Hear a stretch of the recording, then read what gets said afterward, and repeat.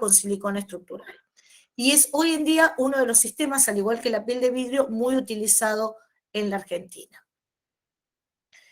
Esto es un poco lo que les comentábamos, ¿no? En general, el frente integral es un sistema que nos deja ver toda la retícula. Vemos dónde están las columnas y vemos dónde están los travesaños. Estas columnas, en general, son de aproximadamente 60 milímetros de ancho, ¿sí? Y pueden tener diferentes largos. ¿Para qué? Para poder tomar diferentes inercias dependiendo la altura que tenemos entre losas. Luego la terminación exterior para poder leer esta retícula se hace a través de estas tapas exteriores que vemos aquí. Hay tapas mucho más chatitas, como en esta que vemos acá, o tapas más prominentes, como puede ser esta última tapa. O sea que yo puedo elegir usar una tapa para todo el sistema, como está acá, que es una tapa chata totalmente, o puedo llegar a mezclar también para el travesaño una tapa y para las columnas otra. Eso también me permite un juego estético totalmente diferente.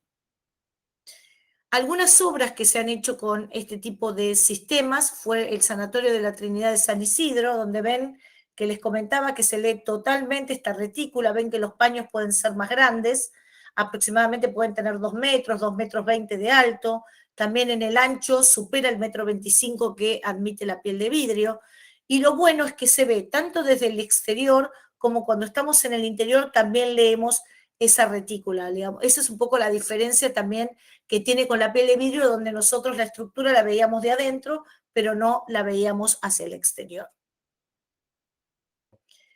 Esta es otra de las obras que se hizo con este frente integral, es paralelo 50 en pilar, donde, como les comentaba, vemos lo que son estos paños, que son de medidas más considerables. Acá vemos alguna ventana abierta, ¿sí? Y bueno, todo el lenguaje también de a veces tener los travesaños o a veces directamente tener el paño limpio. Acá queda como una gran ventana que se coloca como una faja, ¿sí? Y bueno, la verdad es que permite el frente integral manejar diferentes lenguajes y diferentes estéticas, por eso también el uso tan difundido que tiene. Este sistema, frente integral, además de tener su travesaño, ¿sí? Sus columnas y demás, este es el elemento opresor, que es en general se coloca tanto en el travesaño como en la columna, ¿sí? Y este elemento es el que presiona sobre la columna y, digamos, permite la colocación de los vidrios. Los vidrios en general pueden ir digamos, hasta 8 milímetros aproximadamente en lo que es un vidrio laminado, ¿sí? Y después puede llegar, si queremos poner un DBH, hasta 24 milímetros. Lo bueno de este sistema es que se ha incorporado relativamente hace poco, si eran unos 2-3 años, lo que se llama una columna con refuerzo. ¿Esto para qué? Porque muchas veces cuando necesitamos tener una doble altura o tenemos una altura que supera los 3 metros, los 3 metros 50, ¿sí? A veces necesitamos reforzar la inercia de la columna. Entonces, a lo que es la columna convencional, que es esta que vemos acá afuera, sí se le puede agregar en el interior una columna refuerzo, que también es de aluminio, lo que implica eso algo muy bueno porque no se iba a producir lo que se llama el par galvánico, ¿sí?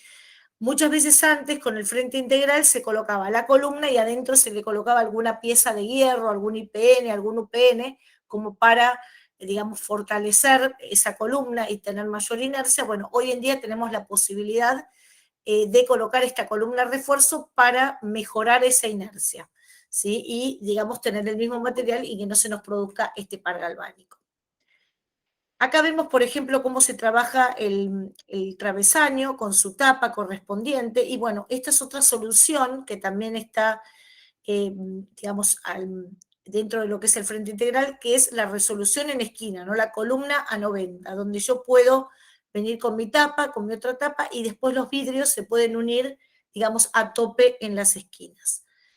En los últimos años también había como una necesidad de que este frente integral pudiera también comportarse de manera estructural, donde yo no tuviera ninguna vista de aluminio hacia el exterior. O sea, que trabajara casi al unísono como la piel de vidrio, ¿sí? Entonces hubo, digamos, unas ciertas modificaciones en cuanto a lo que son los perfiles y demás, y hoy en día podemos ofrecer, además del frente integral con sus tapas, el frente integral que acá está sin sus tapas, porque los vidrios se pegan directamente con silicona estructural a lo que es la estructura y no tenemos nada de vista hacia el exterior.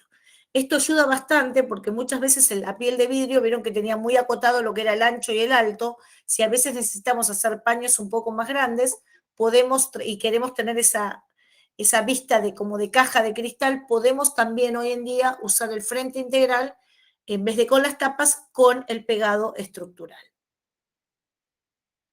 Acá vemos un poco, ven cómo es, que en general lo único que se ve es el tema del pegado, ¿sí? Y bueno, vemos que, digamos, es más prominente, por supuesto, que en la piel de vidrio, pero no tenemos nada de aluminio hacia el exterior.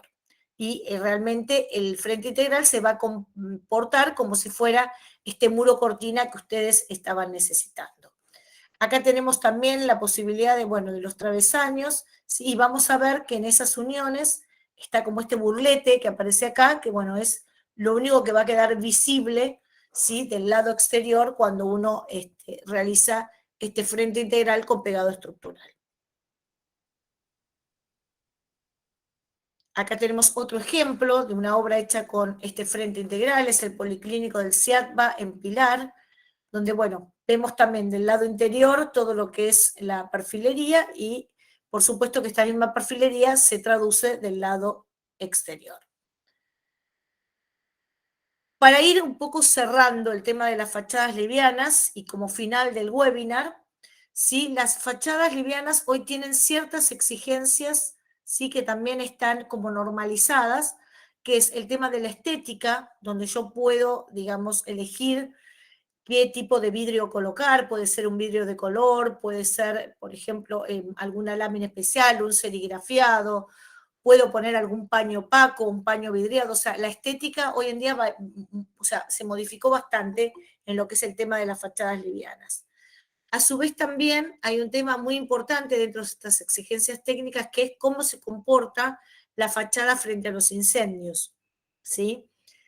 Y por supuesto que hoy también se le exige a la fachada el tema del control y el confort térmico y acústico. Para eso hay, por supuesto, DBHs. Dentro del DBH tenemos composiciones con vidrios de baja emisividad que ayudan muchísimo a este control térmico y acústico y por supuesto al tener este control térmico y acústico podemos lograr un muy buen confort de interior, ¿sí? Que a veces era difícil de lograr en estas fachadas porque bueno, era toda una caja de vidrio y realmente muchas veces el calor que se concentraba dentro era un calor bastante importante.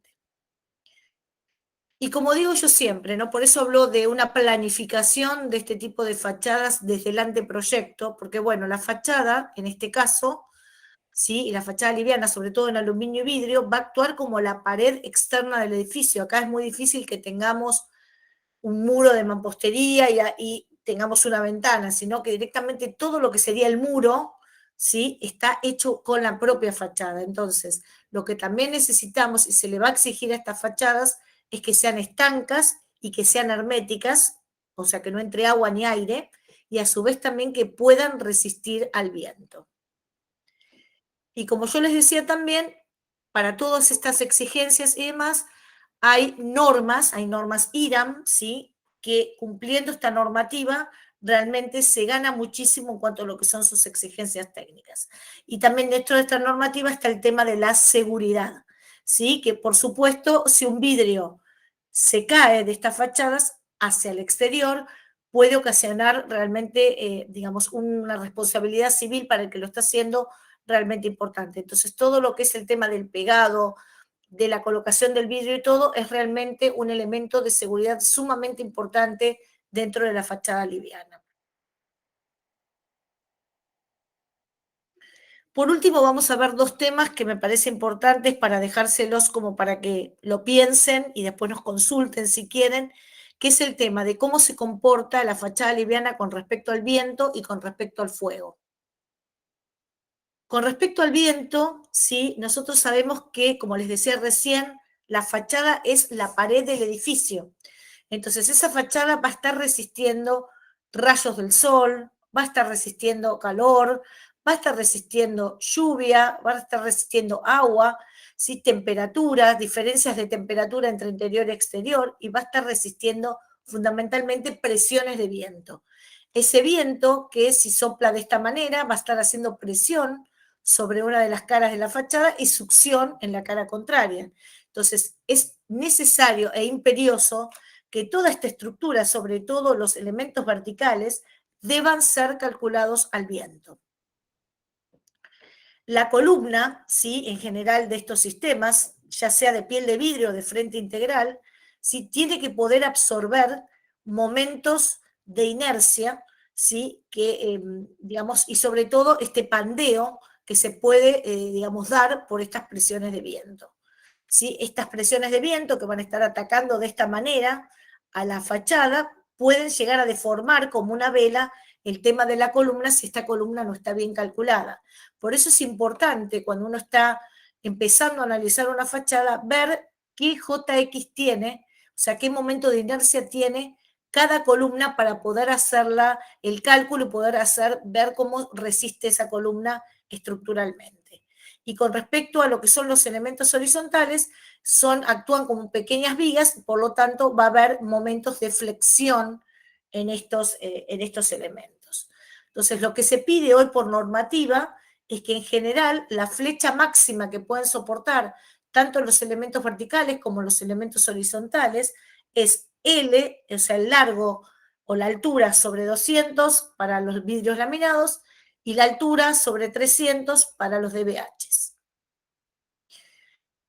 Para averiguar el viento de la fachada, muchos, por ejemplo, los estructuristas de su obra pueden pasarles lo que es la presión de viento a la que están, digamos, haciendo el cálculo de la estructura portante de la obra. Por lo tanto, o el dato del viento lo calcula, digamos, el carpintero o el arquitecto a través del estructurista, o el carpintero se lo exige al arquitecto, o directamente, si no tienen ese dato, se puede calcular el viento a través de lo que se llama el CIRSOC.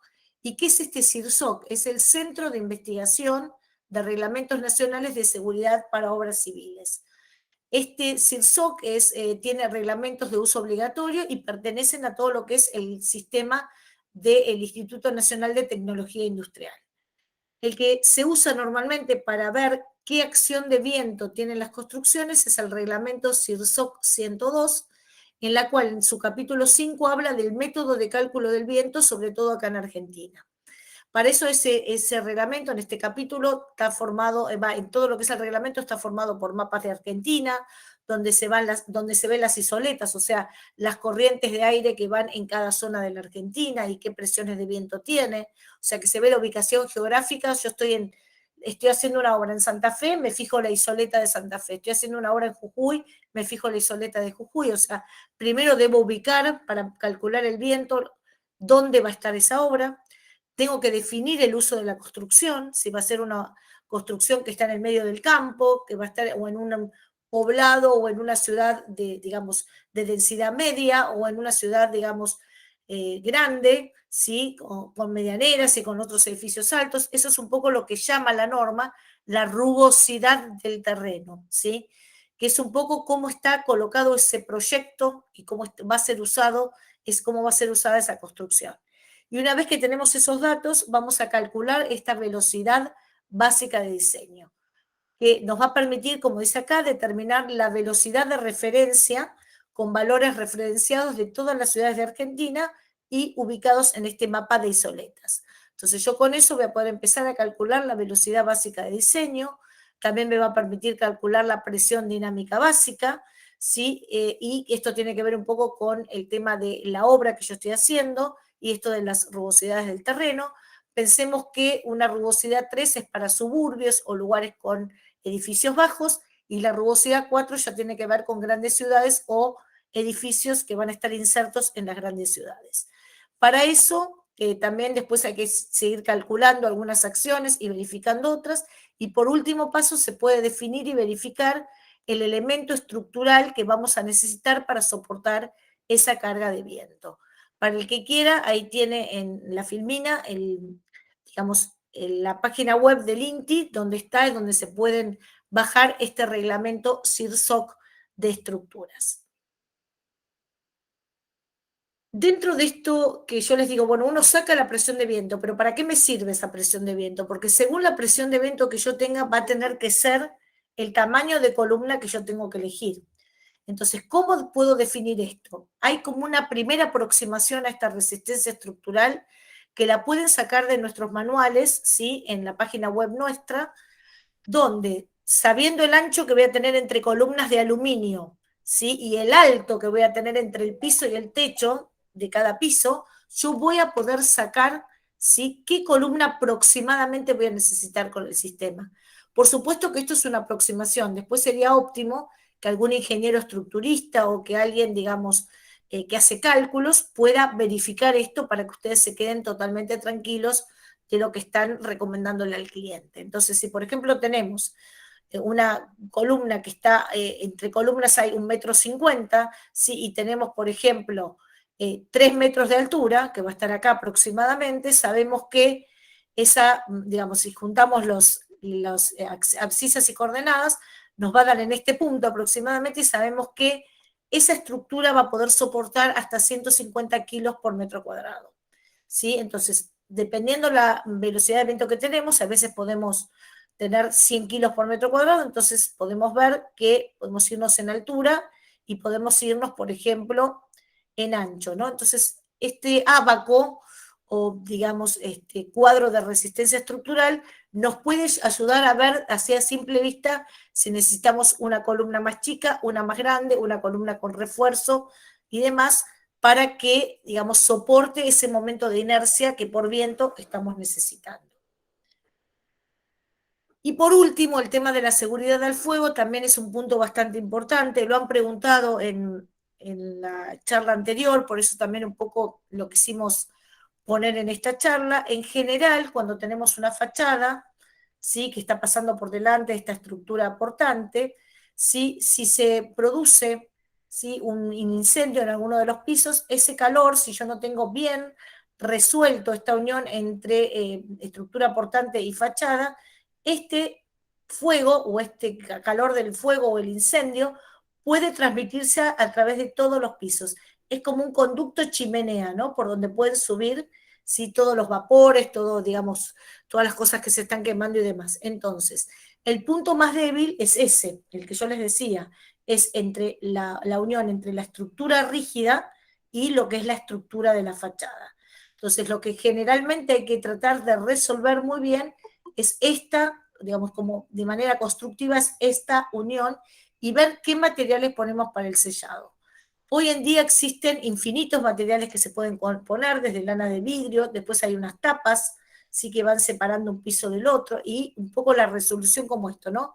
Las tapas, un elemento, ven que entre la estructura portante y lo que sería la fachada, bueno, hay toda una resolución de tapas, hay acá un material aislante, se puede poner también otra tapa abajo donde va a ir enganchado todo lo que es el cielo raso suspendido. Entonces, lo fundamental también es estudiar la solución constructiva, ¿sí? de lo que es ese nudo entre la estructura portante y la fachada. Eso después, si quieren, pueden ver un poco la fuente de tecnifuego.org, donde tiene varias soluciones, ¿sí? con respecto a las fachadas en cuanto a lo que es la seguridad al fuego. Bueno, y despedirnos diciéndoles que, como siempre, cualquiera de los perfiles que usen para sus obras cumplen con la marca de conformidad IRAM, que es, esta marca viene un poco con esta resolución IRAM 158 del año 2018, en el cual, a través de esta resolución, que un poco fue implementada por la Secretaría de Comercio, ¿sí? se dice que se pueden comercializar en Argentina barras y perfiles de aluminio que deben cumplir con estas normas IRAM, con la 681, 687 y 729. La 681 tiene que ver con el tema del aluminio y sus aleaciones respecto a la composición química, la 687 con las características mecánicas de esa aleación, y la 729 con el tema del temple o el tratamiento térmico. En este caso, MDT obtuvo la certificación IRAM de marca de conformidad, ya que todos nuestros perfiles cumplen con esta resolución, y aparte de eso les garantiza a ustedes y les asegura a ustedes garantía, calidad y sobre todo que pueden aplicar para normas internacionales de calidad. ¿Cómo se dan cuenta de eso? Bueno, normalmente todos nuestros perfiles están acompañados en los paquetes, ¿sí? Con esta etiqueta donde dice el producto que ustedes están adquiriendo, la aleación, la 6063, el temple, que es el temple 6, el origen de trazabilidad desde que se comienza a hacer el perfil hasta que se entrega, la fecha en la que se hizo y, por supuesto, el sello de conformidad IRAM. Asimismo, también todo lo que es, ¿sí? Todos nuestros sistemas, todo lo que es nuestra gestión de calidad de fabricación, también son auditados bajo las normas ISO 9001-2015. Bueno, como siempre, tenemos soluciones integrales para todo tipo de proyectos, ya sea en carpintería, ya sea en fachadas, también ahora sumando el tema del vidrio y, por supuesto, acompañándolos con, digamos, una tecnología cada vez más superior en el tema de pinturas, ¿sí? Y por eso, cualquier duda que tengan de aquí hasta que nos volvamos a encontrar, que esperemos el año que viene seguir haciéndose este tipo de capacitaciones, se pueden comunicar con nosotros a lo que es el departamento técnico, a técnica@mdtargentina.com, o me pueden escribir a mí al área de promoción, promoción@mdtargentina.com. Asimismo, vamos a seguir a lo largo del verano también y todo, teniendo nuestros newsletters. También pueden encontrar cosas interesantes sobre nuestros productos, tanto en Facebook, en Instagram, en LinkedIn, ¿sí? Y pueden así seguir teniendo elementos o mini capacitaciones, por lo menos escritas, sobre todos nuestros productos. Desde ya les agradezco por todo el año compartido con todos los que fueron prendiéndose a todos nuestros webinars, y le voy a voy a dejar de compartir para darle paso a la presentación de Javier.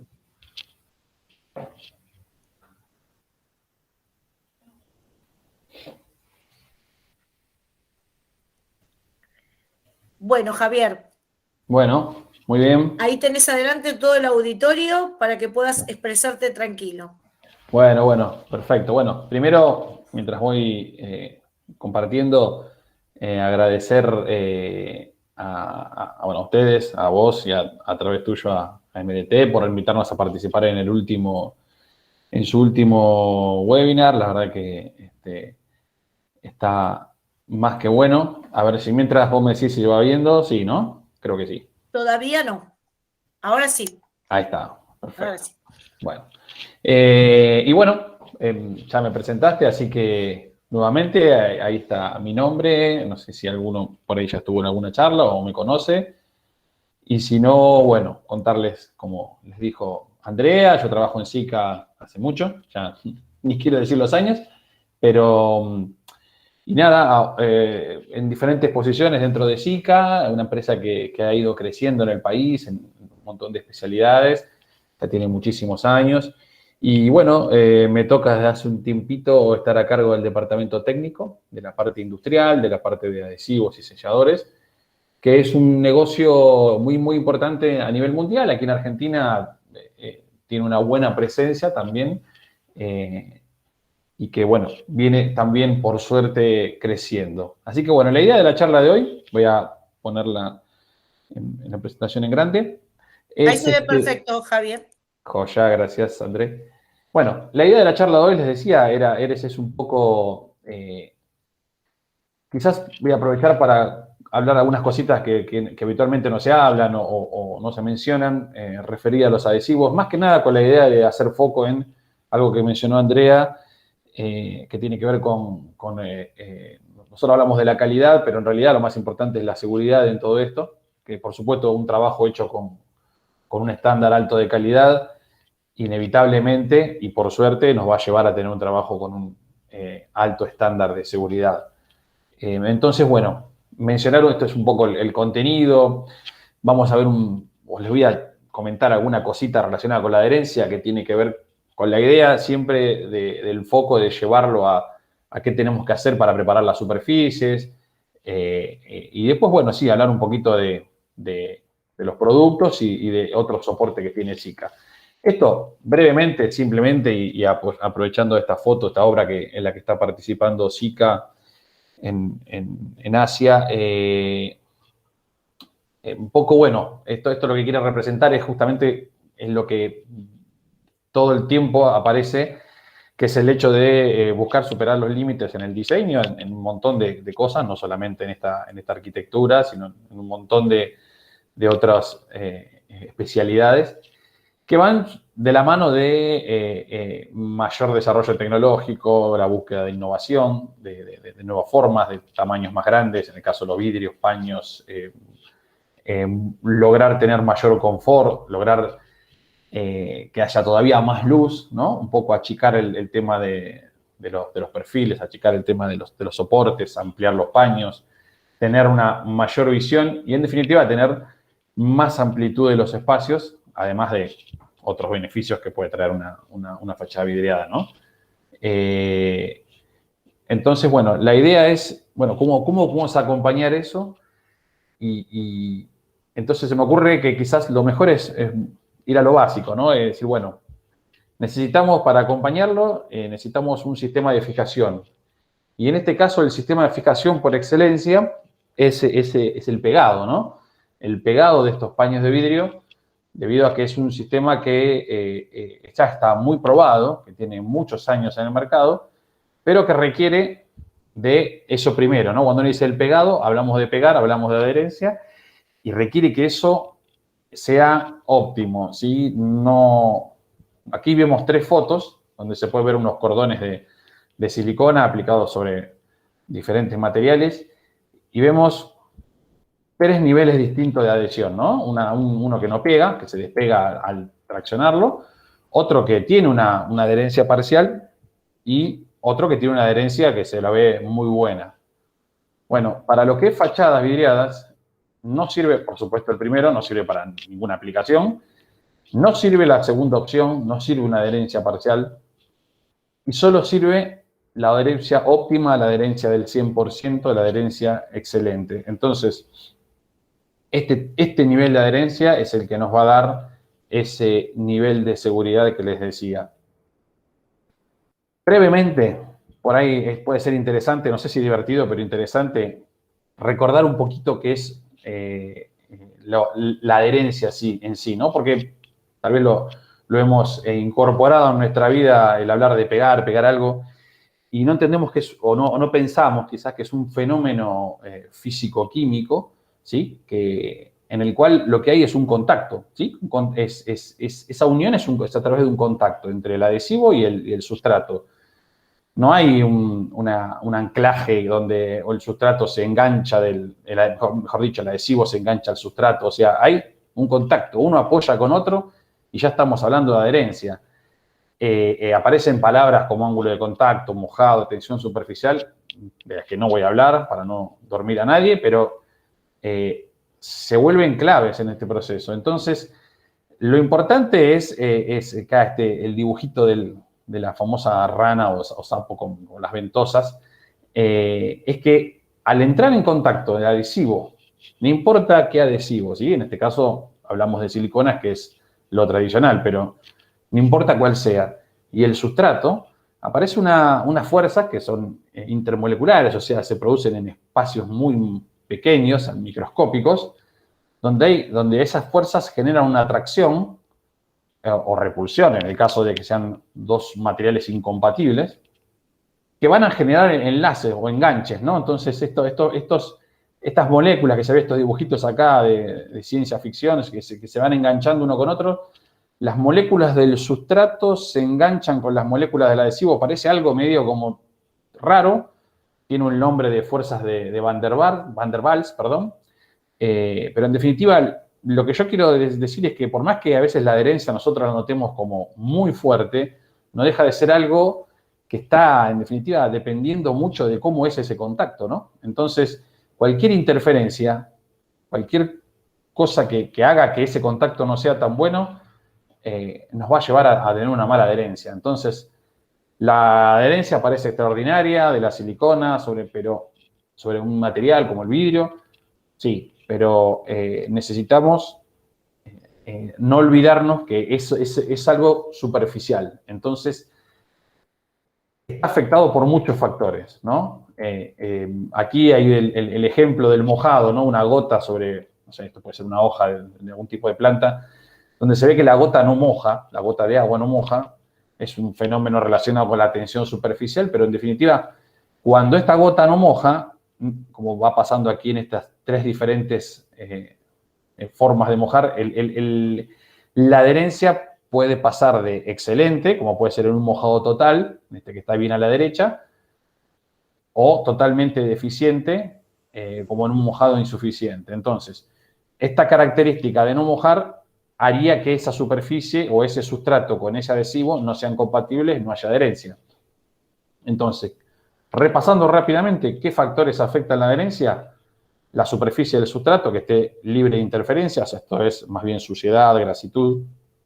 Después la tensión superficial de ese sustrato, que es algo que tal vez estemos en una situación de incompatibilidad, pero haya algún mecanismo, algún agente químico, activador, primer, etcétera, que logren cambiar esa tensión superficial y hacerla bien compatible con la del adhesivo.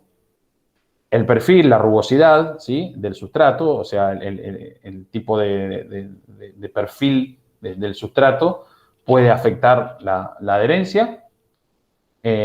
Con la compatibilidad entre los materiales del adhesivo, a veces hay adherencia, pero por algún tipo de incompatibilidad, como pasa a veces con los perfiles de EPDM, que contienen EPDM, bueno, terminan, esto es un ejemplo, una incompatibilidad química, terminan generando que el adhesivo se deteriore y se pierde esa adherencia inicial por esa incompatibilidad.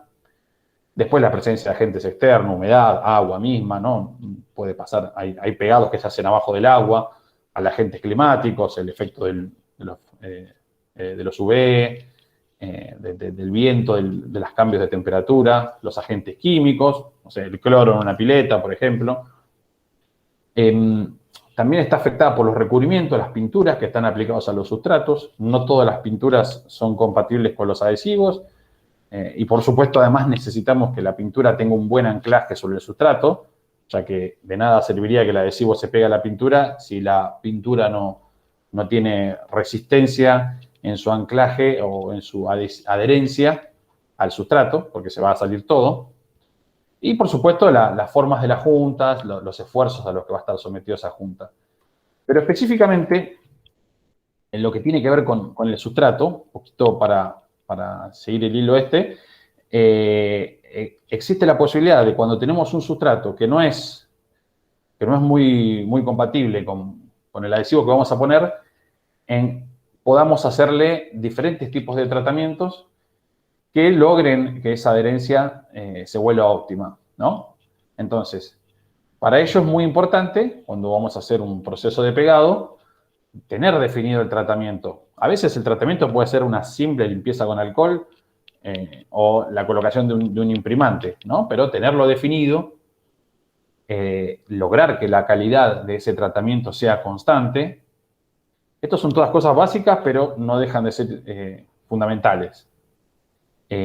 Luego, si hay un tratamiento que se debe aplicar a algún agente químico, bueno, buscar el método apropiado, puede ser un pincel, puede ser un rodillo, puede ser un trapo si es un activador, pero lo importante es utilizar un método apropiado, que se pueda mantener una calidad constante, tener en cuenta los tiempos que todo tratamiento lleva, ¿sí? El tiempo que necesita evaporar un solvente, las temperaturas dentro de las cuales se pueden trabajar, ¿sí? Nosotros nos vamos a encontrar muchas veces que hablan de 5 grados, 30 grados, 40 grados. Bueno, tiene una razón de ser, y es que el producto que vamos a poner pueda cumplir bien su función y que no exista compromiso para la adherencia, ¿no? Y bueno, y después también importante, más en estas épocas de a veces faltantes, combinar los productos de los sistemas de SICA como una solución que está comprobada, homologada y que no nos va a traer problemas de poner el activador de A con el adhesivo B y viceversa, ¿sí? Usar los sistemas que el fabricante de adhesivos propone es lo más seguro para obtener el mejor resultado. Bueno, dentro de los pretratamientos tenemos los tratamientos mecánicos, que un poco los dejamos de lado para todo lo que es el pegado estructural, ¿no? Pero bueno, existen, lo que es lijado, rayado, etcétera. Después tenemos los limpiadores, típicamente el alcohol isopropílico, puede haber otros, pero en general son solventes, que lo que hacen es eliminar la grasa, el aceite, la suciedad, etc. Después aparecen los activadores, que es como una nueva, o si quiere, una mejora de lo que es el efecto limpiador, que ya no solamente limpian, sino que además tienen un porcentaje, como dice ahí, del orden del 5%, más o menos, de un promotor de adherencia, que lo que hace es activar al sustrato porque al evaporarse el solvente quedan en la superficie unos grupos químicamente activos, o sea, unos grupos que van a hacer ayudar, por ejemplo, a bajar esa tensión superficial, a que moje el adhesivo, a que el adhesivo se enganche en el sustrato. Por eso probablemente veamos que cuando pasamos el activador queda alguna marca, como que algo se pasó, ¿no? Y por supuesto después están los imprimantes, los primers, un poco complejos hoy en día con algunas cuestiones relacionadas con el cedronar, etcétera, pero que ya es como una pintura, es como un recubrimiento, ya forma una película, ya genera una superficie uniforme y bueno, por supuesto eso va a ser un nexo entre el sustrato y el adhesivo que va a ser maximizar esa adherencia, ¿no? Y bueno, un poco como para cerrar esto, cuando hablamos de todo esto que vimos, tratamientos, adherencia, etcétera, la clave de todo esto, lo que va a definir el tratamiento es un ensayo de adherencia, ¿no? Y esto tiene que ver porque a veces uno se acostumbra a trabajar con la silicona, con el aluminio y asume que hay buenas performances, buenos resultados, pero en realidad lo único que te va a dejar la tranquilidad completa es el test de adherencia, es el ensayo, es la prueba, que nos va a permitir saber si realmente estamos con un buen tratamiento, si estamos con una buena preparación de superficie y vamos a tener la calidad, ese cordón completamente pegado que veíamos al principio. Es un poco lo que también las normas, tanto europeas como americanas, piden. Y bueno, acá a modo de muestra, tengo un videito que no le saqué el sonido, pero es un poco cómo se hace un ensayo de adherencia, ¿sí? Lo que vamos a ver aquí es que, bueno, van a aplicar primero un limpiador, ¿no? Esto es un vidrio, así que el Sika Cleaner P es un alcohol isopropílico, no de alta pureza, pero no deja de ser alcohol isopropílico. Ahí vemos que está limpiando, y luego hay un paso siguiente que es el secado, ¿no? del alcohol isopropílico. Esto es para eliminar todo resto de solvente y de suciedad que pudiera quedar. Se aprovecha el alcohol. Bueno, se coloca, en este caso se está colocando una silicona bicomponente. Luego se va a pasar una espátula para darle forma al cordón. Es una herramienta bastante simple, pero que lo que hace es unificar ese cordón. Unificamos la superficie de cordón para que la adherencia sea comparable con otras, ¿no? Si hacemos un cordón más ancho, más angosto, es mucho más fácil, así que siempre vamos a tener el mismo cordón. Y luego simplemente con una trincheta, con un cúter, se va traccionando el cordón, se la deja secar, por supuesto. Hay que dejarlo secar, puede ser 3 días, en el caso de una silicona bicomponente. Y se lo va traccionando y se va verificando en ese caso, como dice ahí, que está ok, que el resultado es bueno, porque se ve que el cordón está, si uno sigue tirando el cordón se va a romper, pero no se va a despegar. En este caso, sí, hay un poco de delay, perdón, pero ahora van a aparecer un cordón que tiende a despegarse. Entonces ahí vemos que se está despegando antes que romperse. Eso quiere decir que la adherencia la fuerza de adhesión es menor que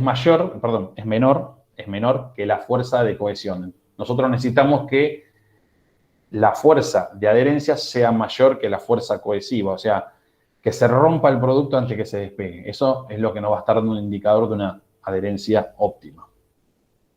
Y bueno, dejando un poquito ahora ya de lado el tema de la adherencia y de ese principio básico y de esas precauciones que hay que tener, vemos un poquito los adhesivos o los productos de la línea Sika. Bueno, siempre resalto esto, ¿no? El porqué de las siliconas para una fachada vidriada tiene que ver con bueno, su performance al contacto con el sol, ¿no? Cómo se queda un poliuretano expuesto 10 semanas al UV, cómo queda un polisulfuro. Por lo tanto, no son recomendados para hacer un acristalamiento estructural. Y en cambio, cómo está esta silicona, cómo quedan las siliconas, que la razón es simple y sencilla. La razón tiene que ver con que la silicona es un producto a base de es un polímero a base de silicio, oxígeno, y ese enlace químico que tienen, o sea, esa unión que hay, hace que es tan fuerte que la energía del sol no la rompe, cosa que sí hace con las uniones químicas del poliuretano, del polisulfuro, ¿no? Entonces, al no romperla, el producto permanece inalterable, ¿sí? Ante la radiación del UV. También trabaja o resiste temperaturas más altas que los poliuretanos. Y bueno, tiene un comportamiento elástico también muy eficiente, por eso soporta cambios de temperatura, mantiene una alta adherencia y tenacidad en condiciones extremas, ¿no? De cambios de frío a calor, como es lo que podemos tener en un edificio que está expuesto a todas las temperaturas a lo largo del año, ¿no? Bien, yendo a los productos en sí, a modo recordatorio y a modo también para que sepan un poco qué es lo que tiene Sika, tenemos como sello secundario, tenemos la línea Sikazil IG, ¿sí? Sikazil IG es una sigla de Insulating Glassing y básicamente hay dos productos. Ahí está el Sikazil IG25, hablando de silicona de dos componentes, ¿no? Para utilizar con bomba y con equipos automáticos o manuales, pero en definitiva está la Sikazil IG25, que es para armar el termopanel, o la IG25HM, que es una silicona de alto módulo, el HM significa eso, tiene un mejor comportamiento, una menor pérdida de gas argón en el caso de las unidades que tienen gas, y además tiene mejor performance mecánica, o sea, tiene mejor resistencia mecánica, lo cual nos permite hacer o una junta más chica o un paño, o hacer paños más grandes o paños triples, que en definitiva esto va a estar relacionado con que el mismo cordón de adhesivo resiste más esfuerzos, o sea, tiene unas tensiones de diseño mucho mayores. Algo mismo vamos a ver en este tipo de siliconas, las siliconas para ya el pegado del paño, cuando ya estamos aquí, en el pegado del paño en los perfiles, tal como lo había mostrado Andrea también. En este caso, vamos a tener una línea que se le agregan algunos productos. Tenemos la Sikazil SG500, que es una silicona bicomponente estándar. La Sikazil SG550, que es una silicona también de alta resistencia, o sea, tiene un 43% de resistencia de diseño, 43% extra. Y después tenemos las siliconas monocomponentes, que es la Sikazil SG18 o Sikazil SG20. Las diferencias tienen que ver con que la Sikazil SG20 tiene aprobaciones también europeas, pero son siliconas monocomponentes que obviamente son para uso más en terminaciones o en reparaciones en obra. Esto a modo de repaso, un poquito las diferencias, obviamente las diferencias son notorias, pero algunos límites, ¿no? La silicona monocomponente tiene una máxima profundidad recomendada por un tema de curado de 15 milímetros, máxima profundidad del cordón de pegado, ¿sí? Mientras que con las siliconas de dos componentes podemos estar tranquilamente en los 50 milímetros. El tema de la demora para el curado también, a medida que aumentamos el espesor, la silicona monocomponente va siendo cada vez más lenta porque necesita de la humedad para curar. No es una reacción química entre el componente A y el B, entonces vamos a necesitar por lo menos 10 días de espera para poder mover esos paños, mientras que con las siliconas bicomponentes esos tiempos bajan radicalmente. Por supuesto, la parte económica del equipamiento es completamente distinta, ¿no? Un producto se puede aplicar con una pistola, digamos, que se consigue fácilmente, y el otro requiere de un equipo con una inversión mucho mayor. Esto es un poco lo que les decía de la diferencia de resistencia entre la silicona SG500 versus la SG550, la silicona de alta resistencia. Se ve que tiene una mayor tensión de diseño. La amarilla es la silicona de alta resistencia y la gris es una silicona estándar, que lo que va a permitir es una serie de beneficios que se traslucen más allá de lo que dice un poquito ahí, que es en definitiva lograr soportar más cargas, más paños más grandes, o reducir los soportes, ampliar la visibilidad, ¿sí? Lo que vamos a ver es esto, simplemente es, a modo de ejemplo, cómo puede cambiar. Esto es el caso, un cálculo real que se hizo, donde se partía de estas condiciones de diseño con una silicona bicomponente estándar y se pasó a un nuevo diseño de perfil donde, en definitiva, lo que se ganó es espacio, ¿no? Se ganó espacio en el ambiente, se ganó luminosidad, se ganó visión. Y bueno, estamos hablando de 25 milímetros de diferencia. Es sensible el tema. Entonces, también puede ser que no querramos ganar espacio, sino que querramos tener paños más grandes. En ese caso, no vamos a tener que agrandar tanto el cordón de adhesivo para poder soportarlos. Finalmente, bueno, el sellado climático. En este caso es algo bien clásico. Tenemos las alternativas de productos. Tenemos un sellado climático estándar, todos con la capacidad de movimiento que exige la norma, una capacidad de 50% y un bajo módulo para tener mucha movilidad dentro de la junta. Existen alternativas como el Sikacil 605, que es un producto de alta resistencia, y algunos productos que tienen mayor capacidad para estar en contacto con piedra natural porque tienen menos tendencia a teñirlo, como es el Sikacil o Sika Hi-Flex 355. Cuestiones relacionadas con el diseño de las juntas climáticas. La clave, el uso siempre del respaldo. Nosotros lo llamamos Sikarod, esa cinta de poliestireno que hace de respaldo y que evita que se pegue al fondo y que quede de la adherencia, como se dice el reloj de arena, ¿no? Esta adherencia a los costados, evitando ese movimiento. Relación de junta de 2:1 para permitir el trabajo del sellador en la junta. Después, nada, esto como productos que forman parte de la línea, la silicona acética, Sikacil IA, una silicona bien característica, la silicona neutra, Sikacil IN, también lo mismo, siliconas que vienen todas en presentaciones en cartucho y que para tareas simples de sellado de carpintería o de carpintería en general funcionan perfectamente.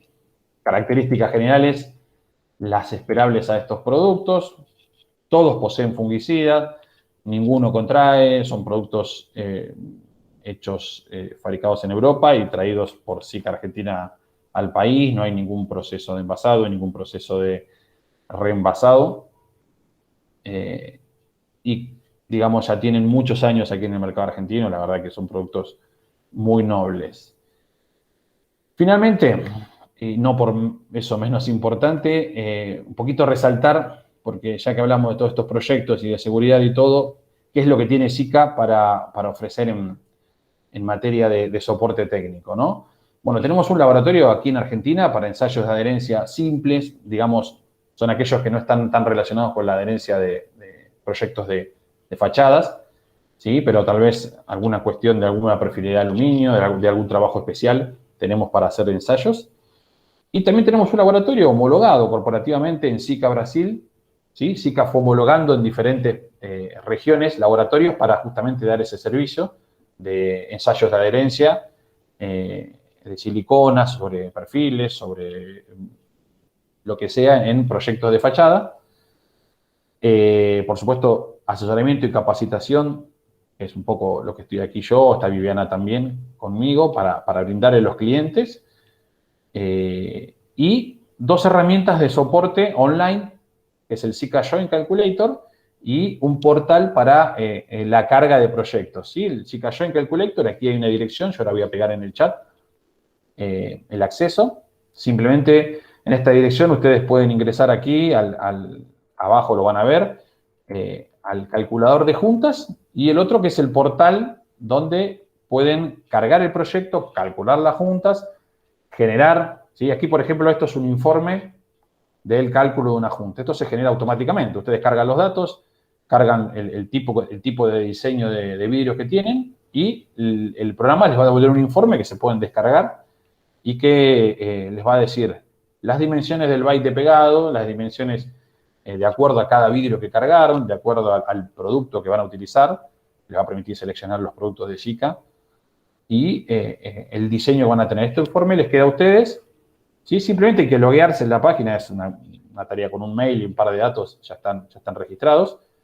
Y bueno, después está el programa Bonding Excellence, que eso tal vez da para ampliarlo un poco más, pero en ese portal ustedes se loguean con la misma clave de usuario que en el calculador de juntas, y lo que van a poder tener es, además del cálculo de juntas, van a poder tener documentación para información sobre el diseño de juntas, sobre el cálculo de juntas, van a poder hacer un programa de entrenamientos, van a poder, siguiendo los pasos del programa, obtener una garantía escrita. Esto es una imagen de cómo se ve el tablero de comando, ¿no?